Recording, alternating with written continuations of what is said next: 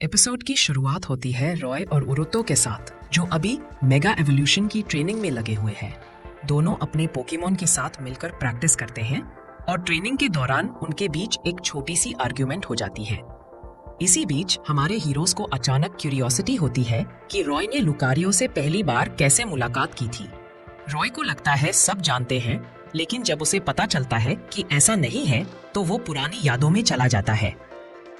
रॉय बताता है कि 1 साल पहले वो कैलोस रीजन गया था स्ट्रॉन्ग बनने की ट्रेनिंग के लिए, और वहीं प्रिजन टावर के पास उसकी मुलाकात उरुतो से हुई थी, जो तब भी उतना ही एरोगेंट था जितना आज है। वहीं प्रिजन टावर के पास रॉय ने अपनी जिंदगी का पहला मेगा एवोल्यूशन देखा। 2 ट्रेनर्स के पोकेमॉन बैटल कर रहे थे और दोनों ने अपने पोकेमॉन को मेगा इवॉल्व कर दिया। रॉय के लिए ये एक मैजिकल पल था, लेकिन उरुतो ने हमेशा की तरह एरोगेंट होकर कहा कि कैलोस में ये आम बात है और वो भी ये कर सकता है। बैटल के बाद रॉय की नजर एक छोटे वेंडर पर पड़ती है जो कुछ रैंडम स्टोन्स बेच रहा था। लोग उसे कुछ खास नहीं समझ रहे थे, लेकिन रॉय और उरुतो दोनों उसके पास जाते हैं। वहां उनकी मुलाकात होती है एक अजीब पर ज्ञान से भरे आदमी से, मास्टर मायोनीज, जो उन्हें मेगा एवोल्यूशन के बारे में सब कुछ समझाता है। मास्टर मेयोनीज उन्हें एक कैफे ले जाता है और मेगा एवोल्यूशन के साइंस और उसकी रेयरिटी के बारे में बताता है।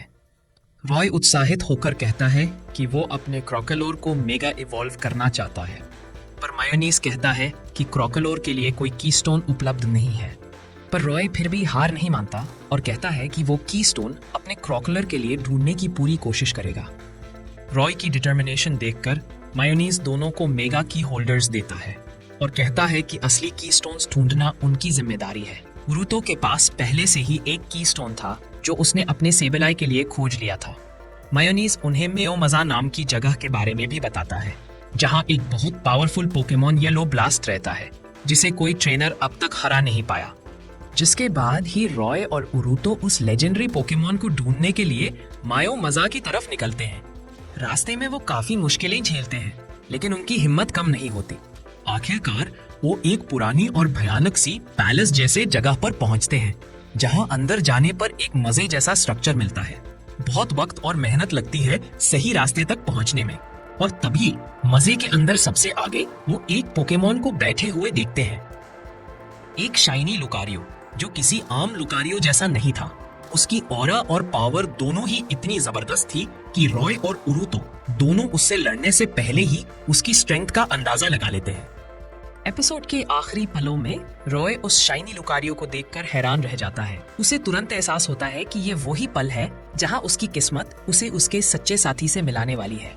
लुकारियो की आंखों में एक अलग सी चमक थी, जैसे वो रॉय का इंतजार कर रहा हो। बैटल अभी शुरू भी नहीं हुई थी, लेकिन हवा में एक इंटेंस ऑरा महसूस हो रही थी, और इसी पावरफुल मोमेंट पर एपिसोड खत्म होता है, हमें छोड़ते हुए एक बड़े सवाल के साथ। क्या रॉय और शाइनी लुकारियो के बीच एक नया बंधन बनेगा?